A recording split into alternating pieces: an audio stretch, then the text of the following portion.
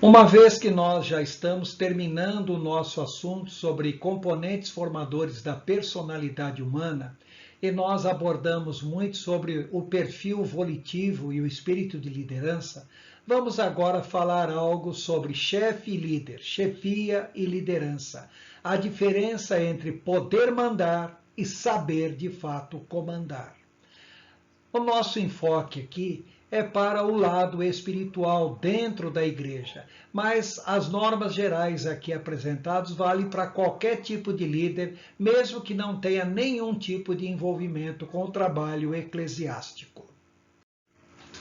Para começo, gostaria de fazer a leitura de um texto que está em 1 Timóteo, capítulo 3, versos 4 e 5. Nessa epístola, Paulo escreveu ao pastor da igreja de Éfeso, Timóteo, e quando ele fala sobre os líderes da igreja, ele diz: ele deve governar bem a sua própria família, tendo os filhos sujeitos a ele, com toda a dignidade. Pois se alguém não sabe governar a sua própria família, como poderá cuidar da igreja de Deus? Lendo isso, a pessoa pensaria muito no aspecto líder, tá, dentro da igreja.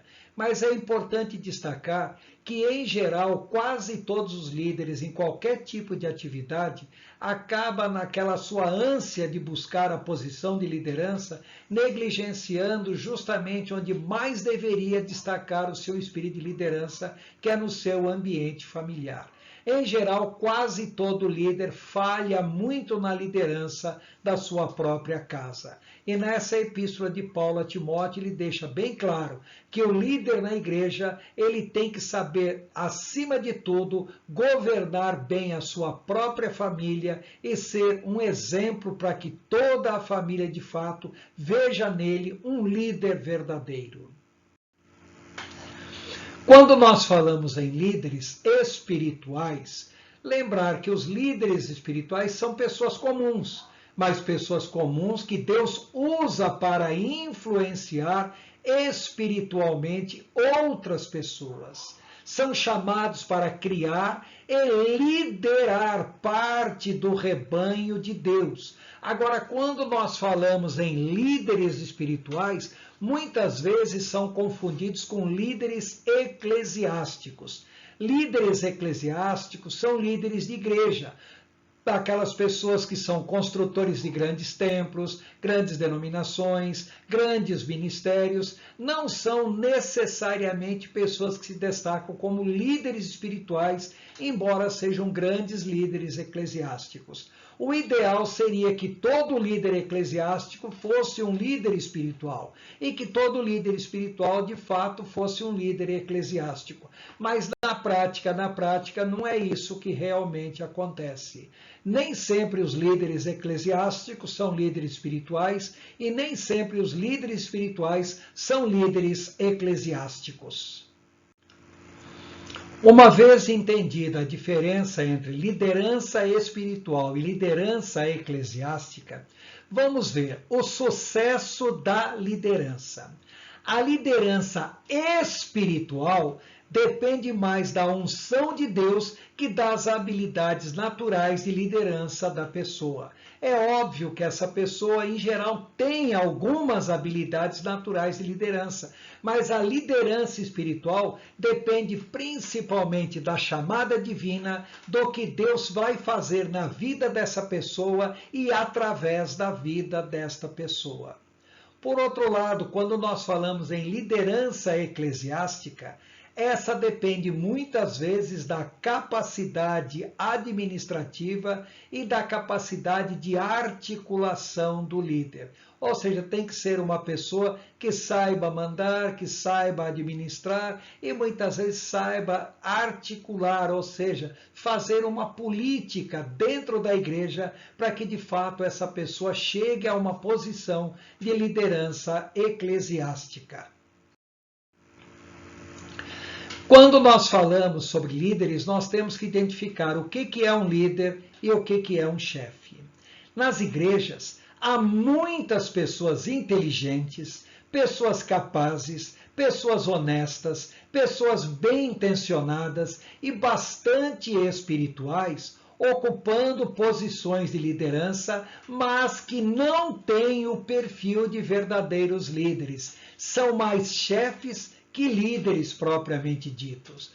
Observe que hoje em dia é muito comum em algumas igrejas um líder cria um ministério, estabelece uma igreja, constrói um trabalho realmente digno e depois, quando esse líder está para passar, ele herda toda aquela sua posição de liderança na igreja, não para um líder realmente capaz, mas herda para um filho. Então nós temos verdadeiras heranças eclesiásticas, aonde esse líder agora que assume por herança, na realidade ele não é um líder, ele é um chefe. É óbvio que muitos acabam se superando como líderes, mas hoje em dia nós temos muitas igrejas que são pastoreadas não por líderes, mas sim por chefes.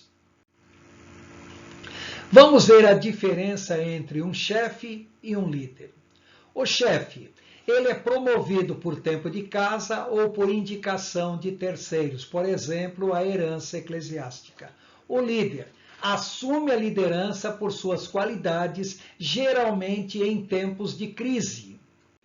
Outra característica, o chefe sempre destaca eu, se colocando sempre acima de tudo e de todos. O líder sempre diz nós, se colocando como parte integrante da equipe. O chefe tem um grupo de subordinados. O líder tem um time de colaboradores. O chefe ordena.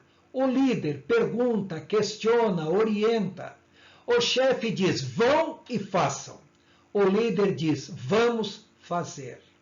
O chefe dirige pessoas. O líder aconselha e orienta pessoas. O chefe usa as pessoas. O líder sabe desenvolver o potencial das pessoas. O chefe preocupa-se com coisas. O líder preocupa-se com pessoas. O chefe diz que sabe como as coisas devem ser feitas e normalmente não aceita contestação com relação ao que ele diz. O líder mostra como as coisas devem ser feitas. Acima de tudo, ele é o exemplo. O chefe considera-se o dono absoluto da verdade. O líder motiva as pessoas a falar, mesmo que uma pessoa possa ter uma opinião divergente do verdadeiro líder. O chefe não ouve ninguém. O líder sabe ouvir seus conselheiros. O chefe é centralizador e toma todas as decisões em todos os níveis. O líder delega a autoridade e distribui responsabilidades, cobrando depois o desempenho dos seus liderados. O chefe insiste em continuar em seus erros quando erra. O líder sabe voltar atrás quando erra. O chefe culpa os subordinados pelas falhas.